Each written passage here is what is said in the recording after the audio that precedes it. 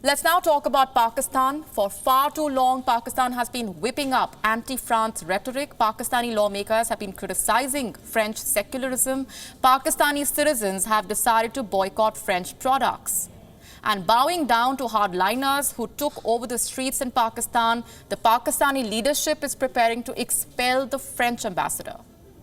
Now, all this while, France chose to remain quiet. It chose to ignore Pakistan's belligerence. But it has now decided to hit Islamabad where it hurts the most. And it's not alone in doing so. France has the support of the whole of Europe. Let's tell you what's happening. A number of European parliamentarians have raised concerns over the European Union's financial support to Pakistan. They say the support has continued despite Islamabad's lack of efforts towards tackling terror and hence must be stopped.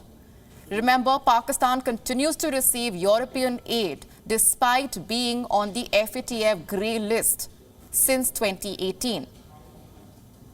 European parliamentarians have slammed the lack of progress and honesty on Islamabad's part and specifically mentioned the Pakistan government's inaction on global terrorist Hafiz Saeed. Allow me now to quote from their statement. Certain terror organizations are able to thrive openly in Pakistan as the government is ambivalent and issues sentences which do not deter such activities or which are never imposed. This was the case for one of the world's most wanted terrorists, Hafiz Saeed, founder of the Jamaat-ud-Dawa, who is included on the UN list of suspected international terrorists. So the European Union is raising questions, but a French lawmaker says just raising questions on Pakistan's inaction may not be enough. He says it is time to impose real financial and trade sanctions against Islamabad. The name of this lawmaker is Jordan Bardella. He is a French member of the European Parliament.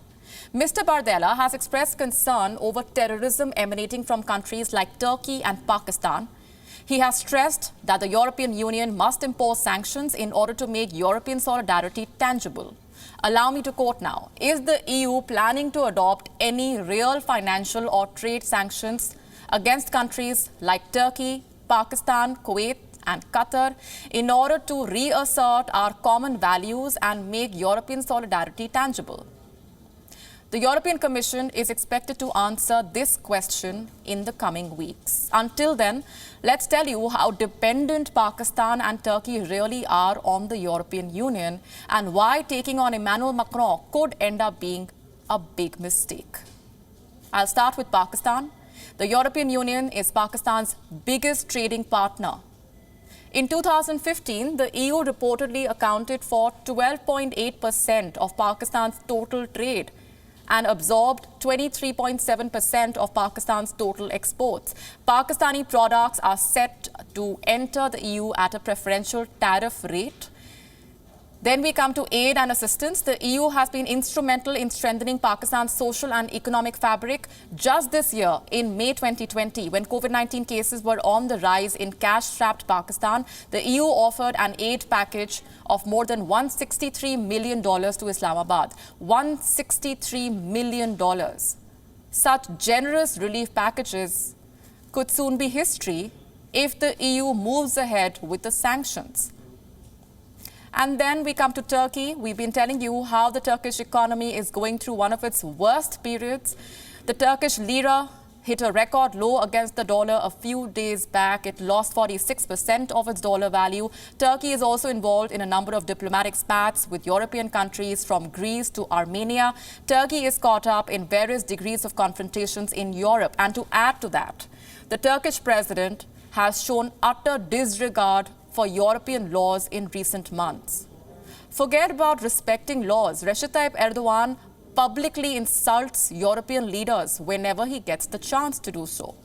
And here is how Europe is hitting back. The European Commission has now drawn up a list of potential targets for economic sanctions, which could deal a blow to Turkey's tourism and transport sectors. Remember, Turkey receives payments from the EU budget as pre-accession support. Currently, $4.5 billion have been allocated for the 2014 to 2020 period. The money goes to projects in the energy, education and agricultural sectors. But this aid is set to go if the EU moves ahead with its sanctions against Turkey. So let me say this. Turkey and Pakistan cannot afford to get sanctioned by the European Union. The dependency is enormous. The potential losses are huge. It is time the two countries accept this reality and mend their ways.